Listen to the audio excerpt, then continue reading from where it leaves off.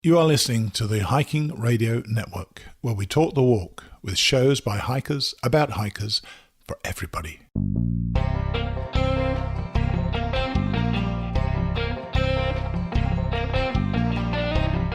This is the Hammock Hangers Podcast, where we hang out and talk about everything from hammocks and hammock camping to the group hangs from around the country.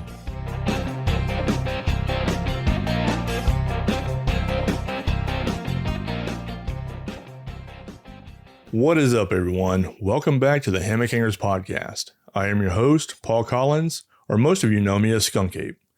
Of course, I am joined by my co-host, AJ Glenn, or also known as Phoenix. How's it going, everyone? Our guest for this episode is former photojournalist, art director, map illustrator, and lifelong cyclist.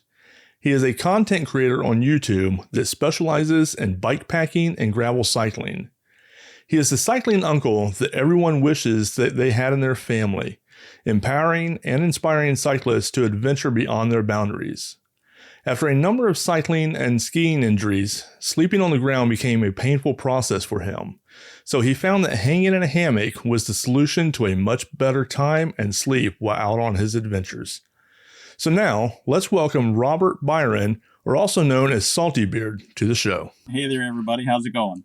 Now, with that bio and all the stuff that I read in it, being the photojournalist and art director and all that, you actually have more titles that are attached to you as well, from what I'm seeing on, it looks like your website, I think it is. Yep.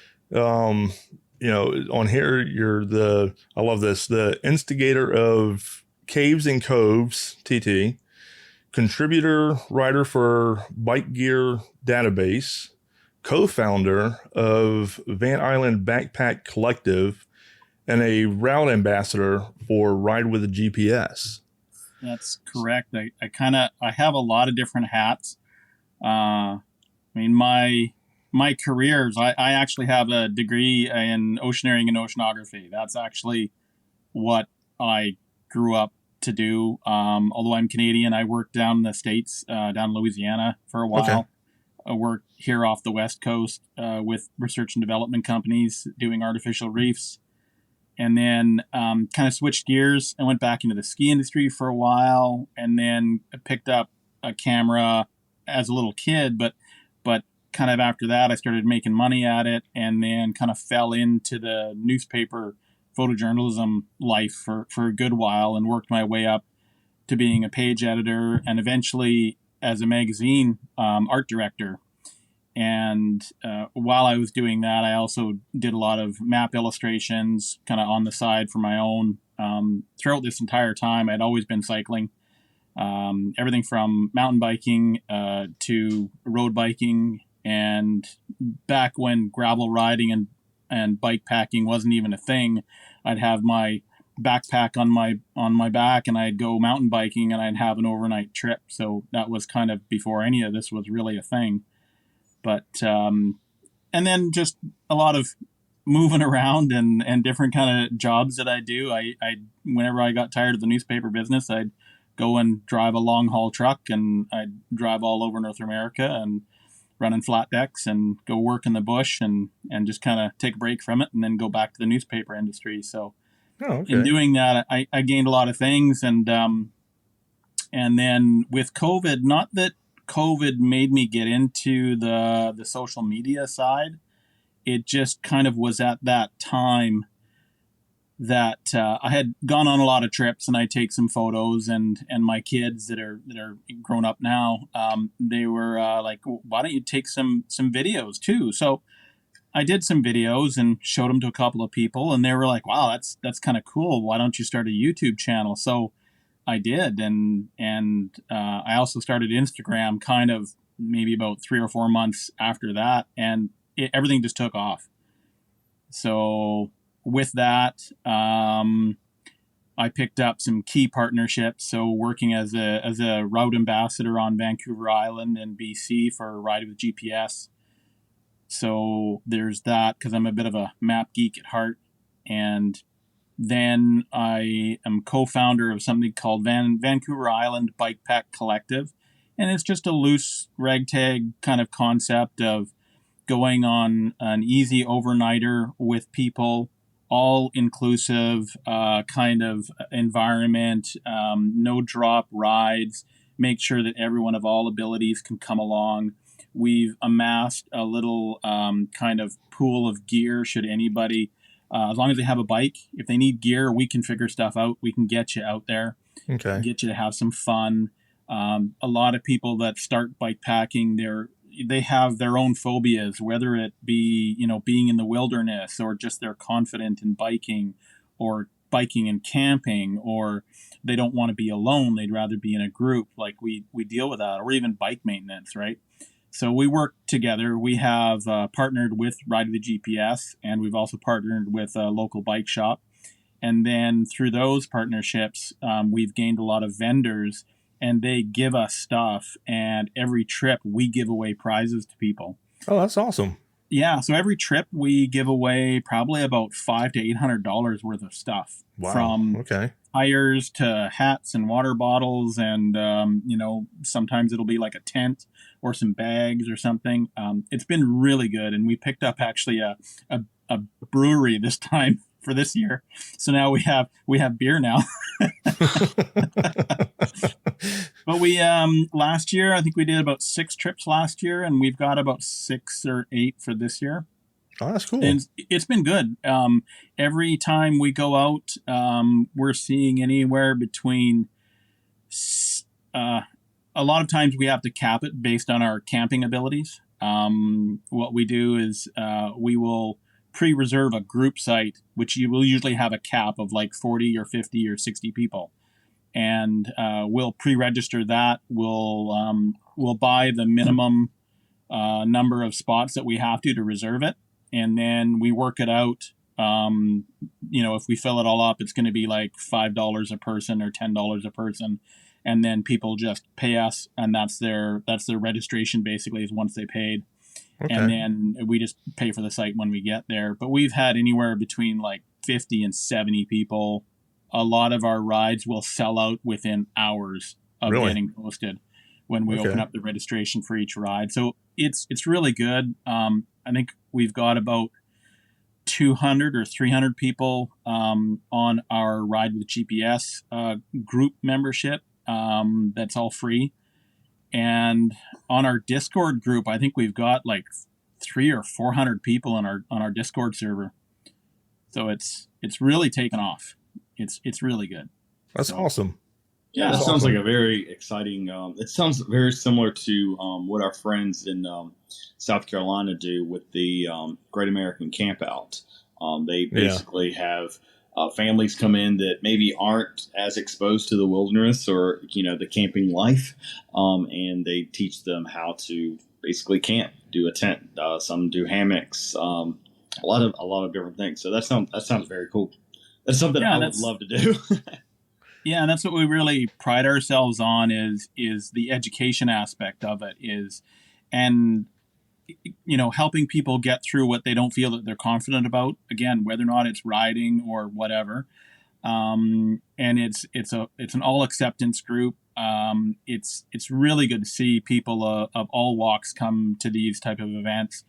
And really, me and my partner, who's also a YouTuber, his name is Sir Bikes a Lot on YouTube. And one of the things that we really like is that it allows people to network with other people that they would have never met. So now they find somebody with maybe the similar abilities or slightly better abilities, or people that they connect with, or maybe logistically where they live and or their work schedules, that now you've introduced 2 people or 2 couples or something like that, then now they can go off and do their own adventures, right? So that's what we really are seeing, and it's great. We're having, even though we're based kind of basically out of Victoria, and that's kind of where a lot of our rides are based out of, is we're seeing people from Seattle, Portland, Vancouver. We've had the odd person fly in from like Edmonton and Calgary just to go on a weekend ride. So that's cool. It's pretty nice to see this, right? So awesome. Yeah. Okay. Well, talk about like how did you get into camping. Did you grow up camping, or how did you enter into the seeing camping as the adventure that we know and love? So I grew up, I mean, we had a cabin on a lake, so we were always outdoors playing all the time. I did a lot of cycling even as a youth, and just cycling in the backwoods and such. But in the winter, we did a lot of cross-country skiing, a lot of downhill skiing. So it was always an outdoor sports kind of lifestyle. I did a lot of water skiing and windsurfing as a youth. And I think there was a lot of, although we had a cabin, we did go on the odd camping trip. So a lot of my hiking was with friends, but as a youngster, I didn't do a lot of quote unquote camping. I think once I was a young adult on my own, that's when I started to actually go out and do a lot more mountaineering and bikepacking, kind of, before it was really a thing. I did a lot of rock climbing too when I was younger, and discovered a lot of new areas and helped build some new areas in BC. And I wrote guidebooks and drew maps, and that part and parcel going out, the mountains again, just camping and such. And then as a youth, kind of high school era and just beyond, I used to work in the summer in the bush. So that you gain a lot of skills, you gain a lot of, animal encounter and animal education and awareness. I also did a lot of hunting too. Not so much as a youth. It wasn't something that my dad passed down on me. My dad was a bird hunter, but it was something that we never really went out and did. He did it when he was younger and had us as young kids, but then we relocated and he didn't hunt anymore. So it wasn't something that him and I were out hunting. I actually, one of the magazines I worked for was a hunting and fishing magazine, and I did a lot of fishing. That was one thing that I did fishing as a kid. Taught myself to fly fish and tie flies, and did a lot of fly fishing as a youth and as an adult. So all that outdoor lifestyle kind of culminates to car camping or, backpacking and just being immersed in the wilderness. And I'm that kind of person. I just love being outdoors. So. Yeah. Awesome.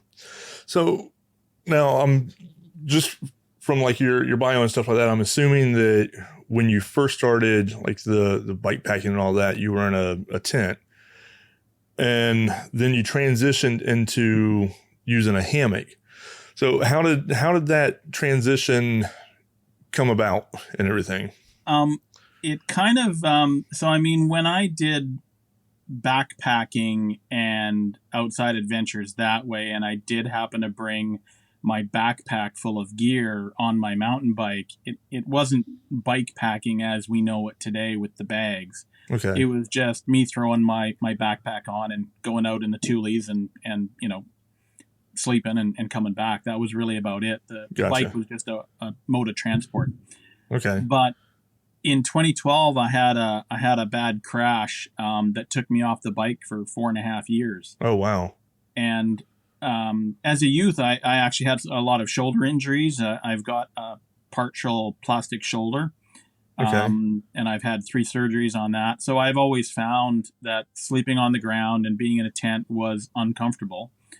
And then fast forward to having such a major crash where I broke ribs and sternums. I broke like 11 bones in my body, and I've got a fused wrist. I ended up breaking my back, but they never actually caught that. Oh, wow. So that was kind of when I started, when I got back on the bike, I needed to slow down. I was heavy into mountain biking and cyclocross racing before that, and ultra distance marathon road riding. And after that injury, it took a long time to get back on the bike, just physically, so many aches and pains and ergonomic problems. AJ, you were mentioning about you bought a trike. I actually had a High Racer recumbent, and rode that for a year, thinking that was going to be my solution to a lot of my body problems.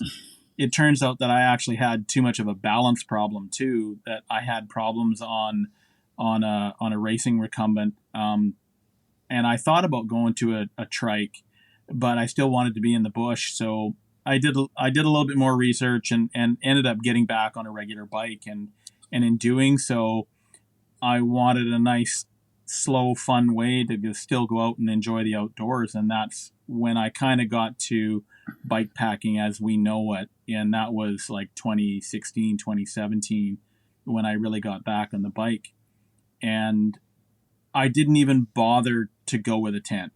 I transitioned right to a hammock, kind of just on a whim, out of research and deciding that I needed something better for my shoulders and something that was more comfortable. And so I went into it pretty blind, except for what I found on the internet for research and talking with a couple of buddies that were already hammock users. I mean, I use a hammock in the backyard, but that's nothing like a camping hammock. Right.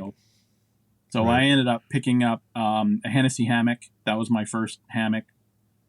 And I still use Hennessy hammocks, love them. And so I've just slowly learned kind of how to set things up and gone from there and kind of come up with some of my own little methods and that are obviously all tweaked to bike packing, but really, I mean, they could be applied to any hammock user, right? Okay. So how has the hammock helped you with your sleeping and everything? I mean, does it, I know like with me, I mean, I haven't had the injuries or surgeries or anything like that, you know, you just mentioned that you have had. We but can I fix know, that, Paul. Shut up. But I know that the older I get, the more I know there's no way that I could use a tent. I completely agree. Yes. Like I'm in my 50s. Things are stiff. Things are sore. Even if I didn't have injuries, I bet you I'd still want a better sleep than being on the ground. It has nothing to do with being on the ground. It just has to do with how good of a cushion you have and reducing pressure points. And, right. And I'm sorry, but like once I'm laying down in a tent, it's hard for me to get up. Yeah, I can't. I mean, if I was to crawl into the tent, it would take me forever to crawl back out. I mean, and I know this because like my wife and I, we have a split king bed in our bedroom. Yeah. And there's times that she'll have the remote or something up there and it falls in between the two mattresses and it you know, goes all the way to the floor. And I have to get down and fish this thing out. Now I can get down fine. It's getting back up.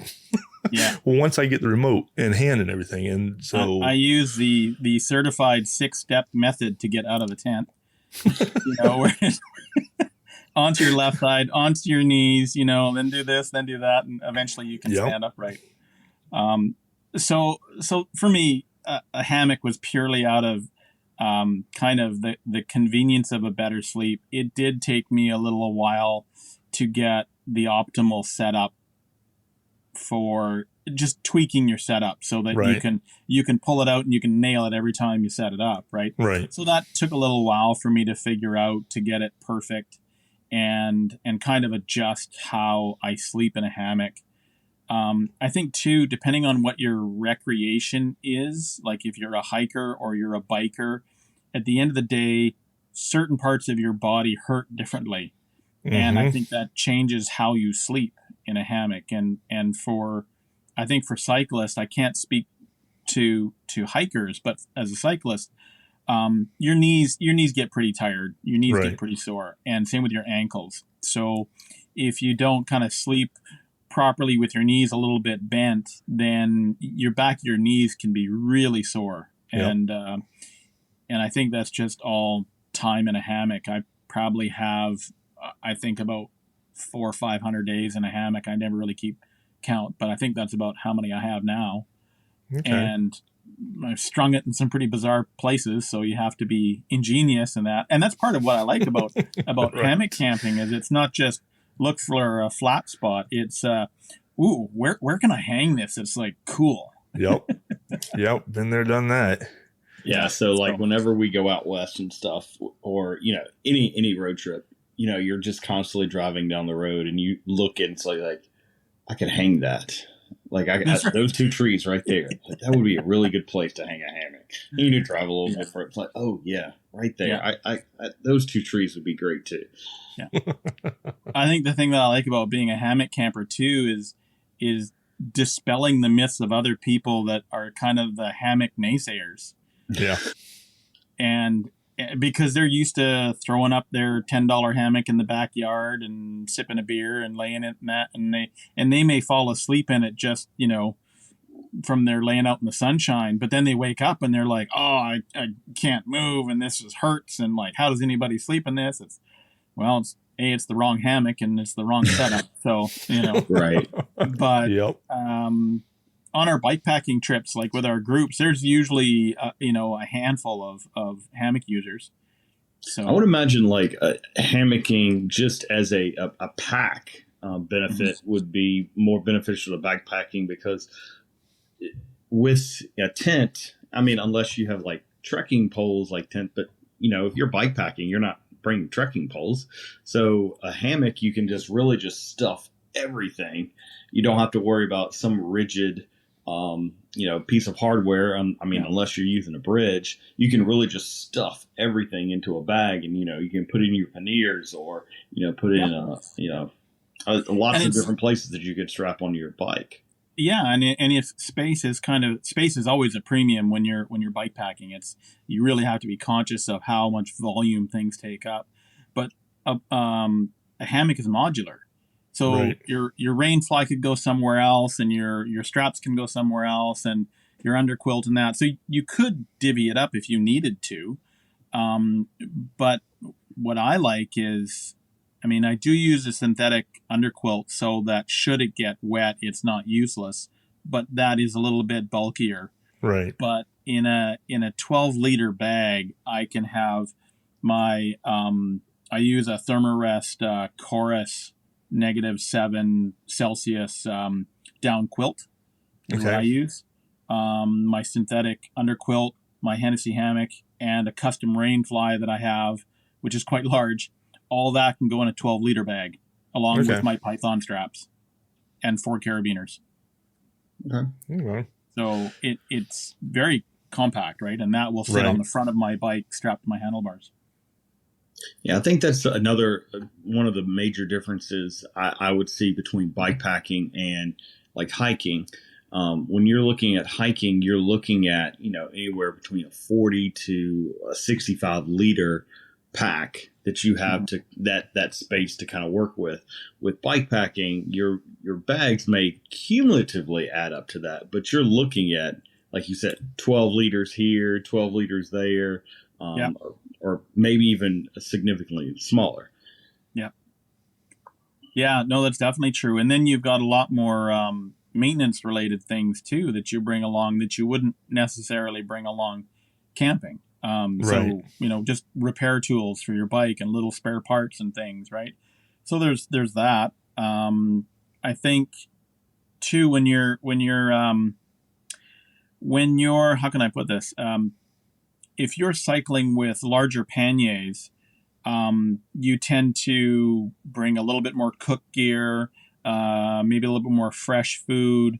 But in the stripped down version of bikepacking, where you don't have a lot of space, you're such a premium that you're kind of working with like one pot cooking and dehydrated foods, or very simple type of foods to eat that don't require space and can be squished. And so that's something to really consider when you're packing everything up. And I think, if you have a tent, it's got to be a pretty compact tent. You have to be creative. And that's really kind of the issue with bikepacking, I find, is that you really have to be smart with how you pack and where you put stuff. So it affects a lot more of your balance and things like that as well, so maybe than hiking. Yeah, in a way, a lot of backpackers will put their sleeping bag at the bottom of their bag. Like a lot of the bags are designed to actually have your sleeping bag at the bottom. Yeah, you want your heavier stuff down lower and then stack up to lighter stuff. So if you don't have your backpack weighted just right, it pulls on your shoulders and everything else. Yeah, and the same thing with bike packing, right? You do want the majority of your weight down low. And there's some tricks too, like, and it depends on where you ride, and if you're in colder climates or warmer climates, or if you're a bit more of an urban, I'll say urban or a road type of oriented rider, or you're using campgrounds more often. One of the things that a lot of people ask me is kind of just where I pack my stuff on my bike. And one of the things that a lot of people are surprised or don't think about is I keep all my food in my 2 fork bags for the one reason that I can take these bags off and go put them in trees, and that I don't have food in any other of my bags that might be near me while I'm camping the evening. Because when you're out in the wilderness around most of BC, bears and cougars are going to be your top problems. So y'all have the big bears out there too, don't you? Yeah. Yeah, they're slightly bigger than our Florida. Yeah. We have some big ones. Yeah. So, a lot of people that I talk to when they're biking, right, they've got their food kind of spread out all over, or they've got a lot of their big bulky food in their frame bag, which is going to always be on their bike. It's never going to come off. So I kind of tell people, hey, try doing that, and you can at least then, eat 100 yards away from where you're going to be sleeping, and then you go 100 yards further and go hang your food up in a tree, right? And don't bring any of that food back to the campground for an evening snack, right? So, do y'all use with bike packing? Do y'all use just the bags, or does anybody use like the bear canisters for like their food and stuff? It's very rare to see somebody actually bring a bear canister, because it is quite limiting. It's a big container. Right. There are some smaller ones that you can get that are kind of like that. How can I say it? It'd probably be about like 6-8 inches around. Yep. And maybe about 10 inches tall. Okay. And I have seen some people strap that to the side of one of their forks. Okay. And just keep their food in that, but that's not a very big thing. So, right. I think it's just easier just to do it in bags. But okay. The odd time I will see somebody who's going on a bigger adventure where they need more food and they are going to be in extremely remote conditions, they will then be using like a regular rack on the back of their bike. Okay. And they will strap their food bear can on the top of it. Okay. So it'll, it's like the size of a stuff sack, right? Like a 12 or 18 liter stuff sack that's strapped on the back of their bike, on its side, and they'll have all their food in that, and they'll store it down the road a ways. Right. So I've seen that. Okay. But so before we started recording, you were telling us about you do adventure like bike packing races. Yep. Yeah. So tell us a little bit more about that and what that looks like for those that aren't familiar with a backpacking race. Well, a backpacking or a bike packing race is basically it's a single route that's usually quite long and will take multiple days to finish. And the simple rules are that you start riding, and when you finish, and you have to stay on the route. You have to be 100% self-sufficient with all your food, all your sleeping. You can't rely on help from anybody else. You're allowed to stop at motels if they're around, if you're passing through a town, or eat at restaurants or go to campgrounds. But you can't accept help from any passerby that offers a meal, or a free beer, that kind of a thing. You can't, if you are riding with somebody who's also in the race, you can't draft behind them. You have to be separated enough so that you're not getting any kind of advantage. And you can't accept help from the other racers either. If you break something and they say, oh, here, borrow my pump. Well, if it was detrimental that you needed the pump, then you could use it, but then you'd also have to bow out of the race and just, out of the honor system, you have to basically say, no, I took help from somebody else, and my time doesn't count now. So bike pack racing is all just kind of an honor system. There's no prizes. There's nothing but bragging rights, and maybe your time is recorded on, forever on the internet, and that's it. Gotcha. And you said it's that you're hooked up to GPS, also like a spot or inReach or something. Yeah, so the majority of the people that do bikepacking races for a safety reason will have some kind of personal locator on them, like a Garmin inReach or a Spot, so that they can use the SOS feature in that should they get injured in the middle of nowhere. Because bikepacking races are traditionally off-road in the wilderness. They're not a paved route.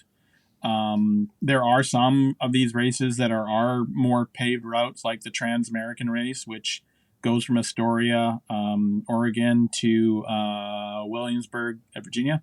Okay. So the majority of people use spots. And then the other thing that the bikepacking race community uses is something called trackleaders.com, where all of these races are registered on this website, and you have your device registered with them so that Joe Public can watch your dots moving across the map, and they can do things like stop on the side of the road and cheer you on as you go by, or they're just interested in watching all these people racing across. So it's kind of fun. Okay. So roughly, I know you said that these are usually like multi-day races. Roughly how many miles would one of these races be? So a short one would be like 300 miles. Okay. That's a short one. That would be a short, fast one where you wouldn't even bother sleeping. You would just start riding until you finish, and that's it. That would be a short one. And I think the majority of them that are out there are around the 500 to 700 mile. Okay. But the bigger, more iconic ones are like 4,000 and 5,000 miles. Wow. So they're quite substantial. So a 4,000 or 5,000 mile race, how long does that generally take? I mean, well, it really depends on what kind of a race it is, right? Okay. So, like the Trans-American one that's a road race, I'm just pulling this from memory, so I'd have to go online to take a look at the actual records. But like the records are in the tune of like 12 and 13 days. Okay. To go right across the states. The more iconic one that's an off-road version goes from Banff, Alberta, all the way down to Wells, New Mexico. Okay. And so that right down to the Mexican border. And that follows the Continental Divide and bounces back and forth and back and forth. So it's dirt roads, it's 4x4 roads, mountain bike trails, a little bit of pavement here and there. And it's a respectable time when you do it in 30 days, but the records are like 19 days, 18 days. Like it's crazy. So I've ridden a few, before I got kind of onto social media, I wrote a few, and they were always in the, 700 to 800 mile range. Okay. Once I was on social media, there's a couple here that I've raced, and unfortunately, I had a DNF on a couple of times, two of them due to an injury, and the last one that I did, I had to bail out about 60 miles from the end because of a forest fire that closed the roads. Really? Yeah, and there was so much ash that was falling that I was like, my nose was raw and bleeding, and my throat was killing me, and my lungs were packing it in. So the last 100 kilometers would have been really hard, and maybe could have been, done some medical damage. Right. Like, I don't know. But I pulled out at that point because the road was closed to any traffic going through, and I was short 110 kilometers. Wow. So, but when I do ride these races, I'm a slower, large guy. I'm not super fast, but I'm stubborn. and I know how to stay on a bike for a long time. So when I ride, I usually ride about 34 to 36 hours straight, sometimes 40 Wow. hours straight. And then I'll sleep for about four hours or 5 hours, and I'll just get up and repeat. And I will just always ride until I'm tired, where it's kind of unsafe to ride, or I can't kind of push through being tired. I'll stop and I'll sleep for usually 1.5 or 3 hours, usually, on 1.5 hour increments, because that's your sleep cycle. So that's how I race. Some people they'll ride like 8 hours and they'll have a good sleep, and then they'll do it again. And it all depends on how you want to race it. Right. If you're just out there to have fun, or if you're out there to push yourself, Gotcha. or you're actually wanting to race against somebody else and beat them, right? Gotcha. So where would you generally sleep at? I mean, are there certain areas? Are there areas that you're not able to? I mean, is it always stealth camping type situation, or what? I think a lot of that is dependent on where you're racing and what the kind of like the local rules, or what the etiquette is of how you can be a cyclist or a hiker, and where you sleep. So I mean, obviously, like racing in Europe is different than racing in something like Scotland or the UK, where you can kind of camp anywhere, or even in the States. It's a lot different. In Canada, we have a lot of what's called crown land. Okay. And that you're allowed to basically camp anywhere you want on crown land, as long as you're not cutting down live trees or erecting a permanent structure. You can stay in one spot for 14 days. Okay. So that's as simple as it is, right? So you're out in the middle of nowhere. You could pull off to the side of the road and sleep in a ditch if you wanted. It's up to you, right? That's one of the things I like about having a hammock, is I can just pull up to the side of the road, find a couple of trees, and string on the side of the road and sleep for 4 hours, and then pack up and go. Gotcha. So it works out really well. A lot of people will use campgrounds. They'll use, we have what's called forestry rec sites, which are basically, it's like picnic tables, a fire pit, and a pit toilet. And they'll be like anywhere between like 5 or 6 kind of these little camping spots. They're free to use.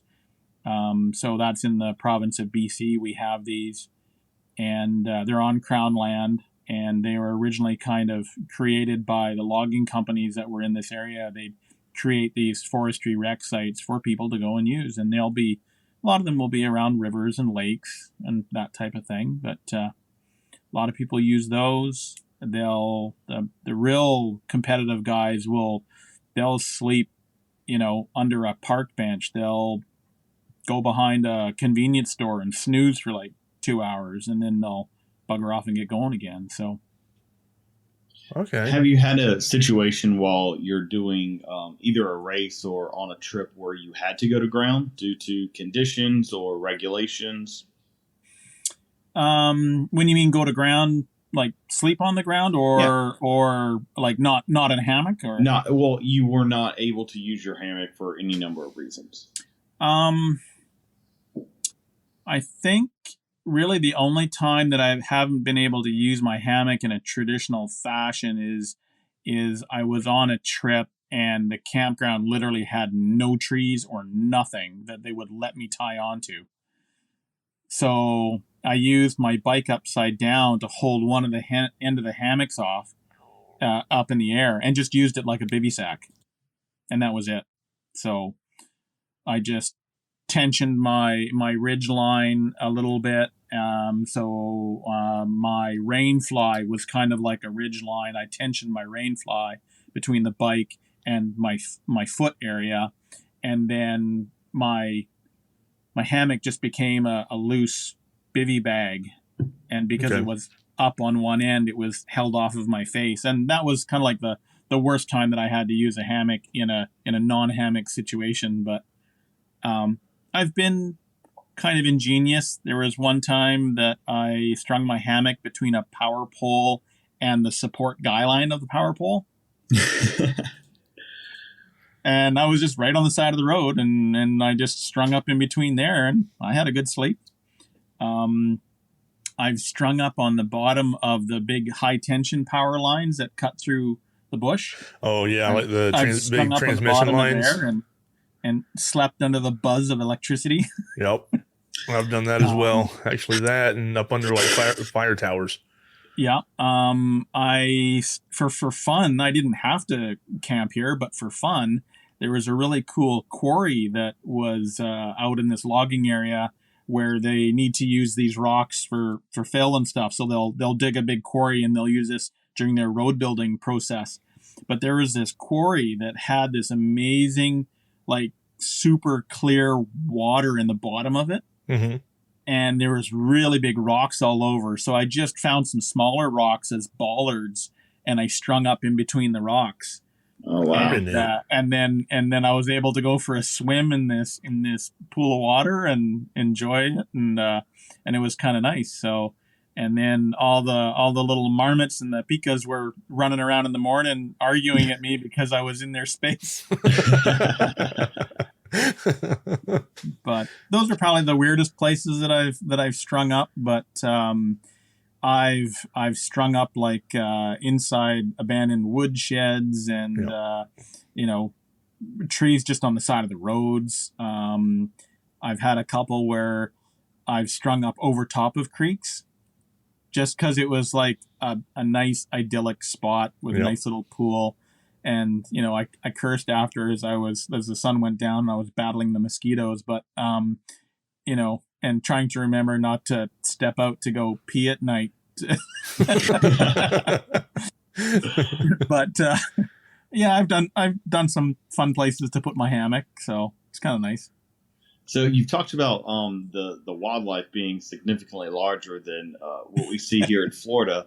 So have you had any kind of crazy incidents with some kind of serious predators? I mean, I grew up working in the bush, so I've had a lot of wildlife encounters just in that way. Meeting a lot of bears. When I was younger, working in the oil and gas industry in the bush, I was bluff charged by a moose. So I've had some encounters that have been close. I've had some closer bear encounters with cubs and the sows. I had one last year where I was riding along kind of in a bit of a downhill. So I was going fast enough, but as I was riding along, all of a sudden these two little cubs popped out in the road. And the first thing I thought of is, where's mom? Right.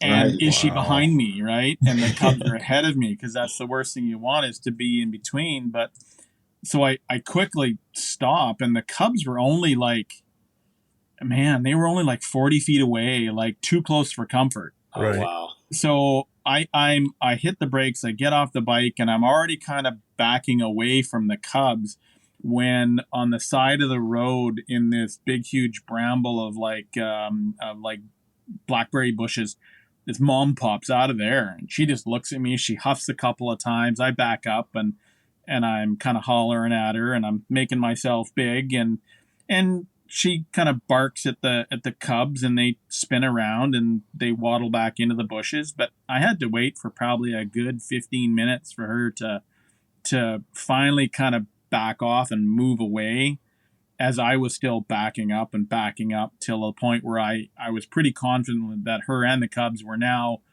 well uninterested in me, that I could then kind of quickly motor past. So as for bizarre encounters, I can't say if this one was real or not, but have either of you had wildlife dreams while in a hammock? Yes, I have. So I don't know that I have. I had one last year. When I'm sleeping in my hammock, I find that my face sleeps against the actual mosquito netting. Uh-huh.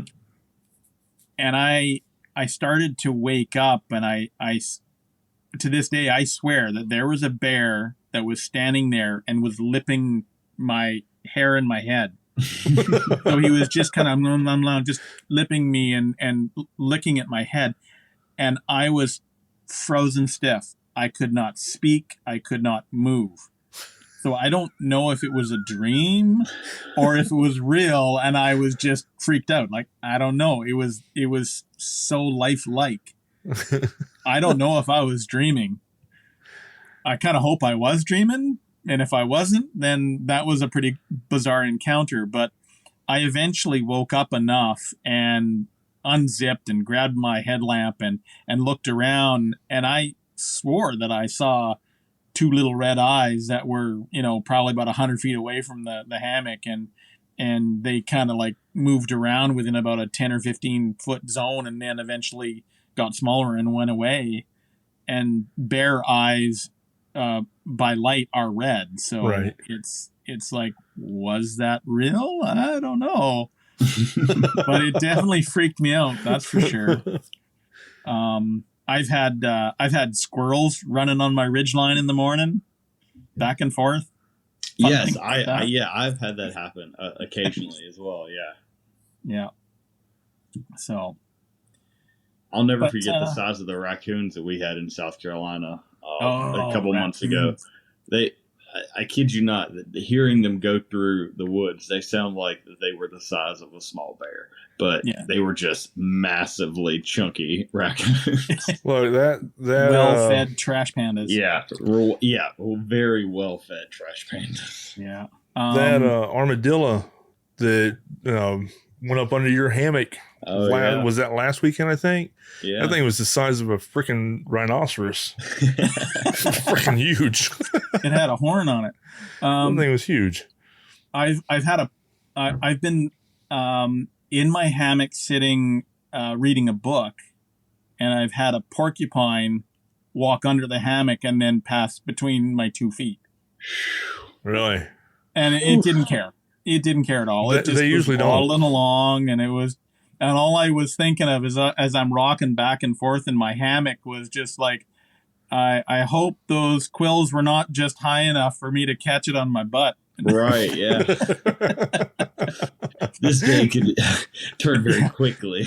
Yeah. I think so probably the weirdest things that I've had in a hammock, but I think probably the weirdest thing was I was out at Hidden Pond and we had probably it was probably a 5 to 7 foot gator. Just walk literally right. It was probably less than 20 feet away. Just walk right through our campsite at Hidden Pond, and it could cared less.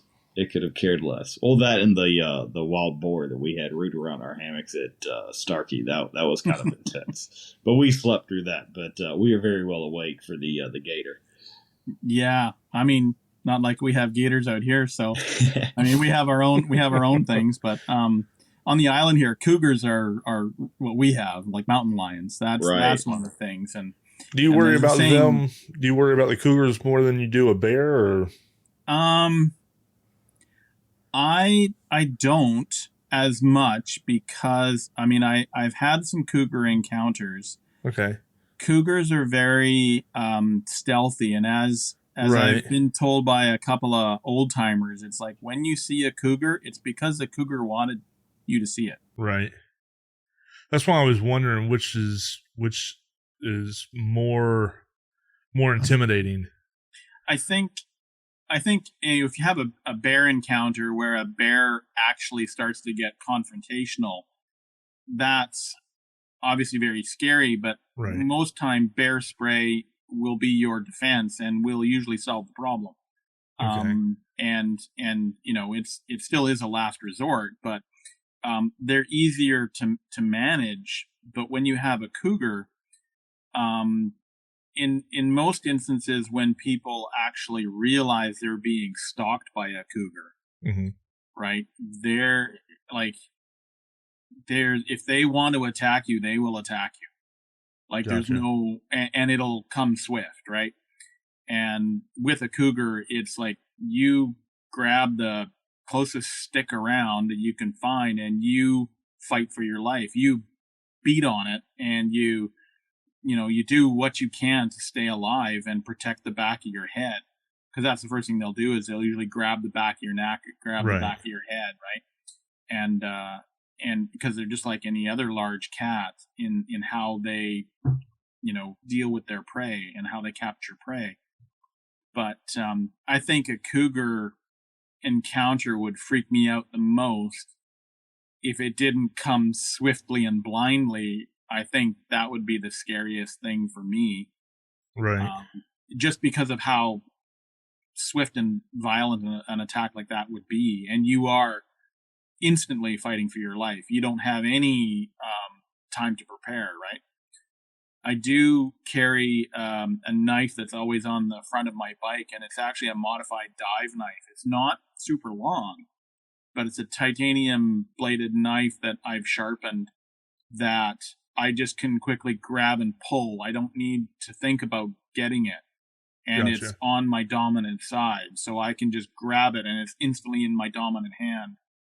And I can grab it while I'm riding, and I can just literally ditch the bike and I can run and turn around and use the knife right away. And I mean, that would be my go-to defense in a cougar encounter, right? Gotcha.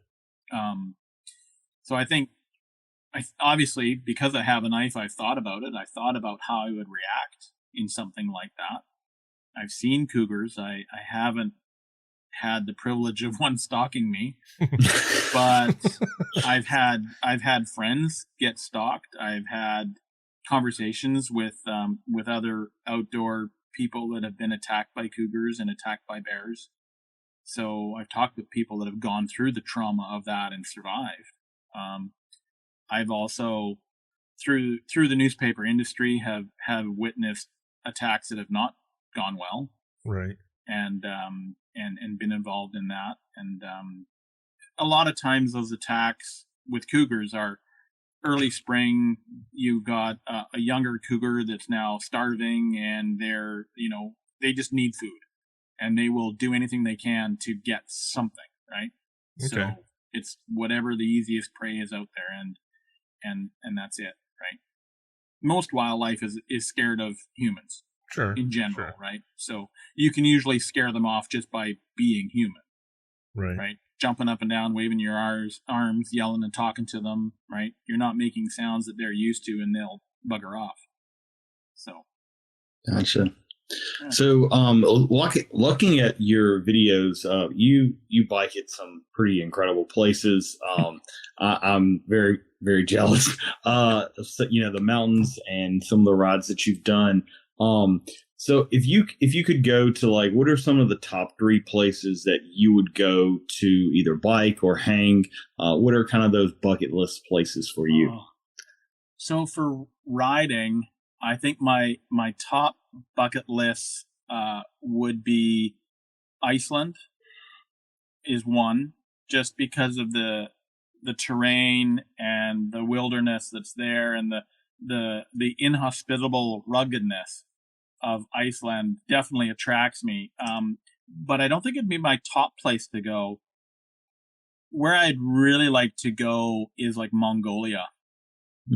I'd really love to go into the upper plains of Mongolia. Just the sheer vast size that's in there, you'd feel really small.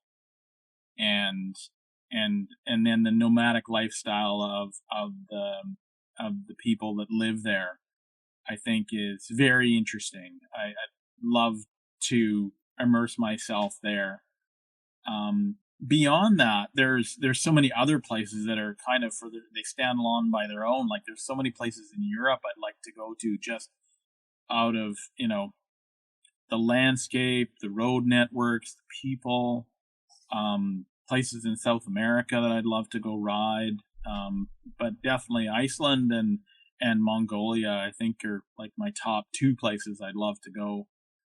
As for hanging, I think, it's anywhere that I can put a hammock, I'd love to throw a hammock. But there's obviously, I think if I were to do a world type of ride, I don't know if I'd bring a hammock with me. And the reason why is I think on something like that, the more conventional tent might be easier to deal with in finding places to rest your head. You're kind of a little bit, I think if you're hanging a hammock somewhere where people don't really see hammocks, you become an attraction. right? Where if there's somewhere that you see a lot of tents, then you're just another traveler in a tent, right? So, and I don't know, it's kind of one of those things. I've thought about that too. If I were to go riding somewhere where I know that actually finding trees or places like in the desert may be more difficult, then I'd probably bring a tent for that, just for ease of camping.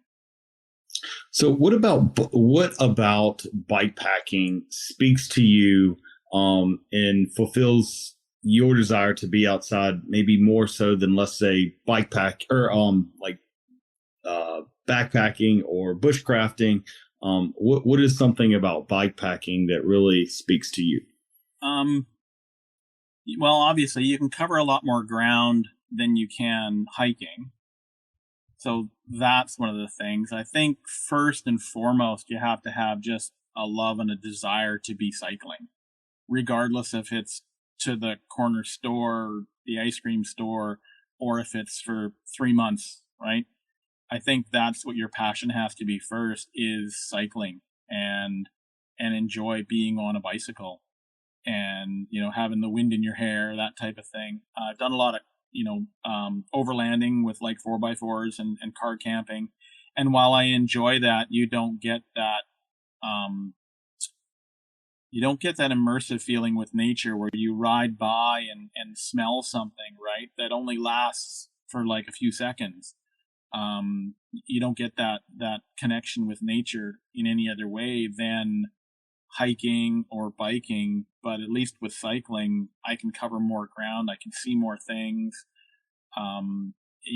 It's I think more flexible mode of travel than anything else. So that's, I think, what really puts me on the bike in the first place. And the cycling community too, right? Like, I think I'm in tune with the cycling community. I love the people that are cyclists. It just like if I was into through hiking, the same thing. You'd get involved with the community that you're with, and you enjoy those people, and you get out and you do stuff, and crossing paths with those individuals are kind of like the cherry during the trip, is meeting people and learning about their experiences or their culture or their background and their history. It's all part of it, right? Yeah, absolutely. I know we've talked about on the podcast numerous times of just how wonderful the Hammock community is, and just those experiences at hangs, or if you're out and about and you see people in the wild per se. It's definitely that close knitness that we really appreciate. If I was someone that was interested in doing some sort of bikepacking trip that I'm just completely green at, what would be some things that you would suggest to somebody new that's interested in bikepacking? The first thing that I would always say is, pick somewhere that you already know, that you can bike to, that's a reasonable distance within your biking ability. And the nice thing about bikepacking is it can be a simple overnight trip to the closest campground from your town, right? Something that's even just a little bit out of town. And make it simple, make it easy, make it fun. Bikepacking is scalable. It can be super simple, where you grab a backpack, throw some lighter things in there, strap your tent or your sleeping bag to your handlebars with some bungee cords. Don't worry about any of the fancy gear, right? Just hobble it together, get out and have fun. And if it means not having any cooking of stuff, stop at a Subway and grab something that you can eat for the morning, right? And make your first trip something that is completely attainable. A lot of people that start also don't have their stamina or their confidence to ride great distances. So I always tell them that is whatever you feel that you can ride in a comfortable day or a half day, take that distance and cut it in half. And that's your target for really what you should plan for your trips. Is cut that distance in half enjoy the time so that you can stop, smell the flowers, take some pictures, and make your first couple of trips really easy that way. And do that. As you gain some confidence and experience, then it's like, oh, I'm gonna now see what other people are doing. I'll meet some bike packers along the way, and I'll figure out what kind of bags I want to put on my bike, which could be dependent on what kind of bike you have, right? Do you have a mountain bike, or do you have, a road bike or a gravel bike or a sturdy old road bike that you can clamp some stuff to, right? It's all, again, scalable. It's all kind of almost compartmentalized if you want. So that's what I would suggest to anybody is don't get hung up on the hype of buying all these bags and getting all this gear. Toss your sleeping bag in a backpack, strap your tent to your handlebars, and throw some food in your pockets and go out for an overnighter. You could literally go with no food. You're not going to starve to death. You might be hungry, but you won't starve to death, right? And if you make your plan, I'm sure you can wake up in the morning and ride to breakfast. And then ride home. Denny's house. Yeah. The next kind of thing that I always suggest to people is learn how to maintain your bike and learn how to fix flats, deal with the things that you would have problems with on your bike. That's the next thing that you should gain. Doesn't mean you need to have it right off the bat, but at least know how to fix a flat tire or fix a broken chain and know how to use the tools that you bring with you, right? And as you gain that experience, you'll also gain navigational experience and how to read maps and use your mapping computer and, on your phone and stuff like that. And you'll slowly gain experience, and it's all scalable. Even big trips, really big trips might sound big when you look at the entire thing, but it's scalable. It's just, 50 miles, find a place to camp, eat, rinse and repeat. And that's it, right? You only have a few things to worry about, and that is finding out where to sleep, finding out where to eat, and ride your bike. Yeah. I want to say my very first bikepacking trip that I did, it was only, in fact, I had to cut it even short because I had a broken spoke that I had to pick up my bike from the bike store to get riding. So I cut, I want to say probably close to 20 miles off the ride, but we got on the Withlacoochee Trail, which for those of you who aren't familiar, it's an old rails to trails path where they took an old railroad, they paved the trail. It's a really easy ride. Isn't that one only like 21 miles long? The entire Withlacoochee, no, the entire Withlacoochee Trail is 46 miles from terminus to terminus. Why are we friends? Why are we friends? I picked up on that right away. Yeah, it went over AJ's head. Now, granted, the first bikepacking trip that I did, I was also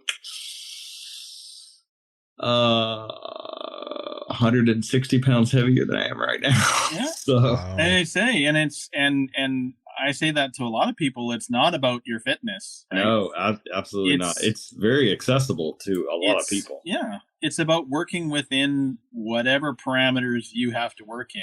Right. If it's a 25 mile a day trip, it's just as enjoyable as a 200 mile a day trip, right? It's all within your scope and within your abilities. And that's what I like about cycling is that it is all scalable. And the majority, not everybody obviously, but I think the majority of this recreational community they're aware of that, right? They know that everyone has limits, and that just seeing somebody on a bike out having fun is golden. Like, that's seeing somebody riding along, regardless of how fast or slow or what they're wearing or what they're riding, as long as they got a smile on their face, I'm happy. Right? Absolutely. There you go. Absolutely. And if they don't, I'll try to put a smile on their face. Right? So, but yeah. So speaking about food and stuff, what are some of your favorite things that you like to eat while you're out bike packing? Oh, I have some. It's because bike packing is the problem is not being able to bring like fun, enjoyable, fresh things to eat, like, you know, full vegetables and that. Like, depending on what bag setup I have, I may very well be able to cook some pasta and throw some, you know, a pepper in a bag that's not going to get squished and things like that. But I'll do my extravagant meals will be something like that, where it's like pasta and a little bit of peppers and some sun-dried tomatoes, or, you know, pesto or something like that with some Parmesan cheese that I'll hoard for like a few days until it's gone, type of thing, right? But oddly enough, some of the my go-to things are the little street tortillas with peanut butter and jam in them, or Nutella and the sesame snaps. Okay, yeah. Sesame snaps, and you put them in that with Nutella. Like, it's, you know, nuts and honey. I mean, that's all it is, right? That dinners. I'm not the kind of person that has lunches when I ride. I tend to have a lot of times I'll have like oatmeal for breakfast with a coffee. I'm big on my coffee, so I usually have a grinder and an AeroPress with me. I'll take a hit and carry a grinder, or I'll pre-grind some fresh stuff for like 3 days, and I'll have my AeroPress with me. But I'll have that in the morning, and then during the day I might have a couple of bars or something like that. One of my sponsors is actually a local company here on the island, and they're called Grind, and they make this. It's like, I'll describe it as a Reese's Pieces in a bag, because what it is it's organic almonds and peanuts that are freshly ground, and then it's got cocoa and Himalayan salt and honey and some MCT oil, and that's all blended together as a paste. But it's not ground so that it's smooth. It has just a little bit of grittiness to it. And like 125 gram package is like 700 calories. Oh, wow. So, I mean, it's a lot of calories in a small package. So I'll have those along the way. And I like those type of things, along with bars that are more like natural bars that aren't like the good old, the original Power bars, right? How they were just kind of like a turd, cement block. Yeah. Or energy gels that are very syrupy, like goo. I have started using some of the maple syrup products that are out there that are great. It's just like, I'm just missing a pancake. Suck on those. So, yeah, I mean, that's what I'll have kind of during the day. I'll just kind of nurse my nutrition along during the day. I'll use the noon electrolyte tablets. Oh yeah, my wife uses those when she runs her marathons. Yeah, so I'll use the ones with caffeine in it, and I'll have one water bottle that has that, and one water bottle that's just straight water, and I'll alternate that. Dinners, though, one of my kind of go-to dinners is really simple because of how easy it is to mix and make and deal with the mess. The Uncle Ben's express rice, that's already pre-cooked and everything, right? And then Indian sauces. They come in bags. I'm not sure if you get them in bags rather than like jars or things like that, but we have some brands that are actually in a bag. And so between the two of those, I can squish them like crazy and they never explode, right? So I can pack a bunch of those, and then all I do is I just take an entire Uncle Ben's express rice, I'll put it into one pot, add all the sauce, I'll add just enough water so it's just easy enough to stir, and I warm it up just enough so that it's to the temperature that I want, and that's it. It's all done.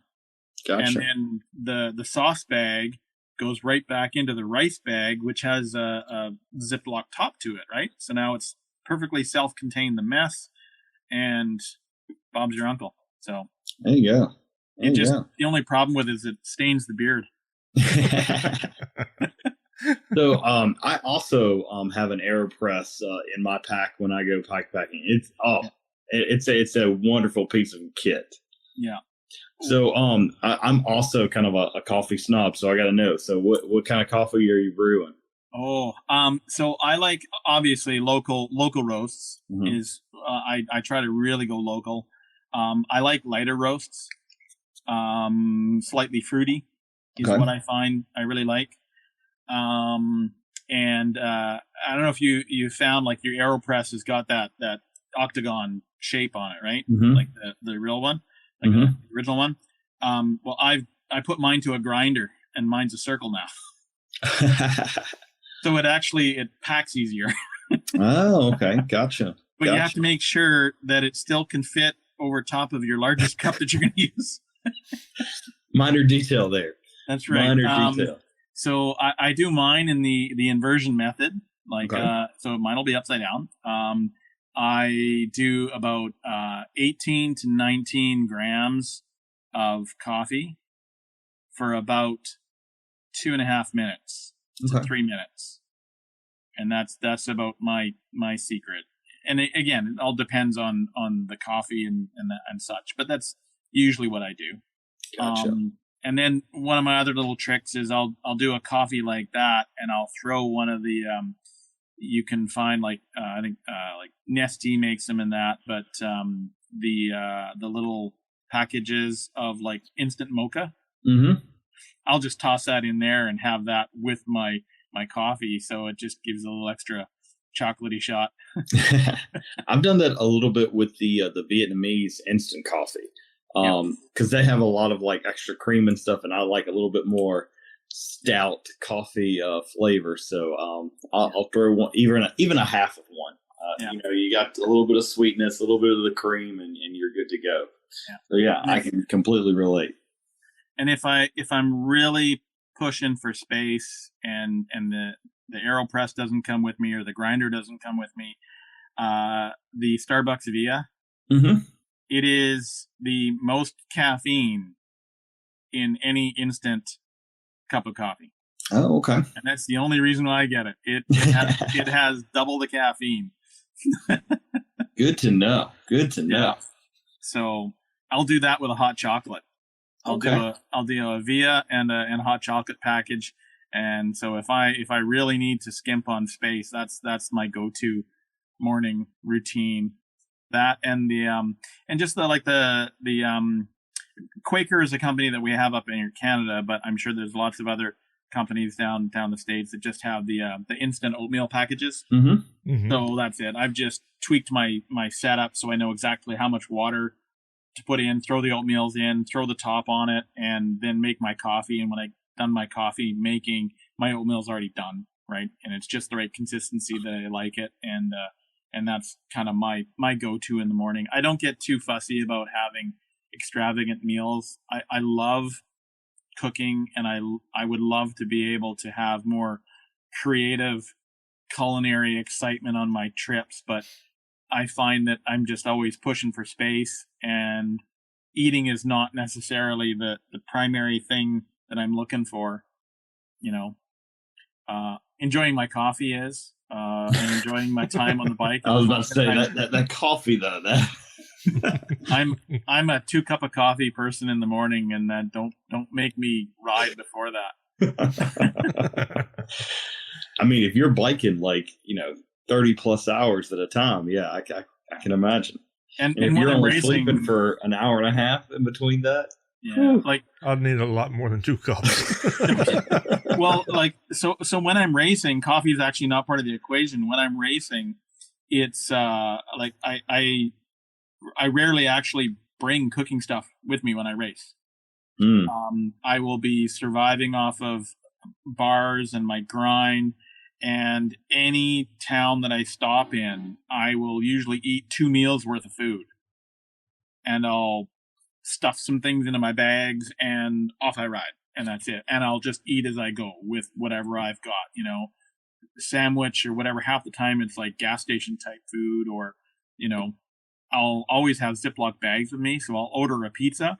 I'll scarf half down, and I'll take all the pieces and I'll fold them on themselves, and I'll just shove them in a Ziploc bag, and then I'll just eat them as I go, right? And that's it. Because time on the bike is what you need. Like, you have to minimize your stop time, so it's just grabbing stuff. And I've seen people do some pretty fun stuff. Like, there's this.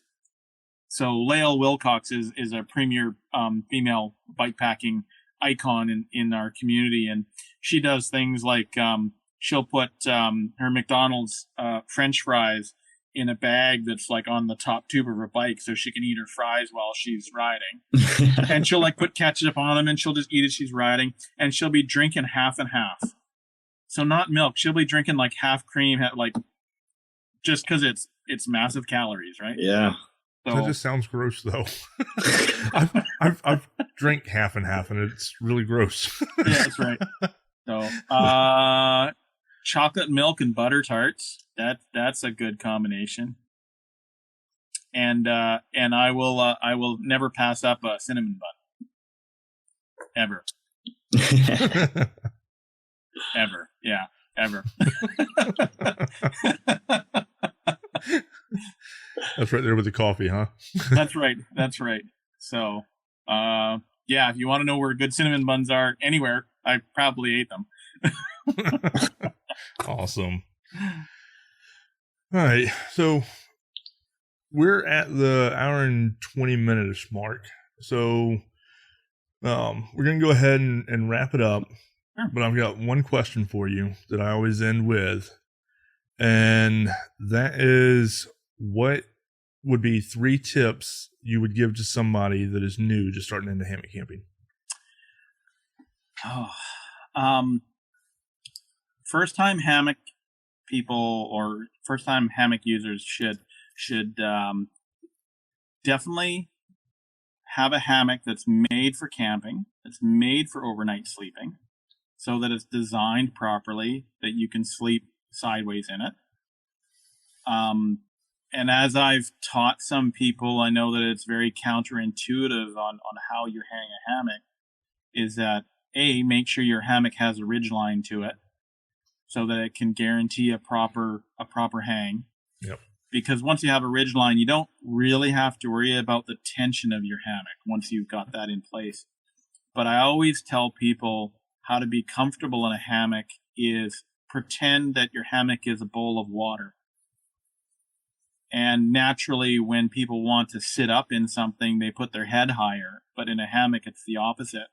And the only way I can explain it to somebody is pretend there is water in your hammock. And when you lower the head end, the water will naturally always want to be towards the head end, right? Because it's lower.